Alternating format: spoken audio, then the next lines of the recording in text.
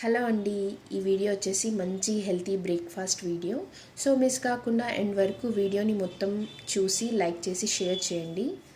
ఇక్కడ వచ్చేసి నేను ఒక మెజరింగ్ కప్ ద్వారా 1 కప్ నల్ల శనగలు అండ్ పెసర్లు తీసుకున్నాను. అదే కప్తో 1/2 కప్ సాబుదానా తీసుకున్నాను.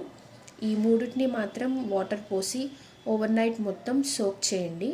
సో ఓవర్ నైట్ సోక్ చేసిన తర్వాత ఎర్లీ మార్నింగ్ లేచినప్పుడు మీరు గ్రైండర్ పట్టుకోండి, ఇలా దోశ బ్యాటర్ టెక్స్చర్లో. సో పెట్టుకున్న తర్వాత మీకు ఇష్టం ఉంటే జీలకర్ర యాడ్ చేసుకోవచ్చు అండ్ సాల్ట్ సరిపోయేంత సాల్ట్ యాడ్ చేయండి. ఇక్కడ వీడియోలో చూపించిన విధంగా ఇట్లా దోశలాగా మీరు స్ప్రెడ్ చేసుకుంటే సరిపోతుంది.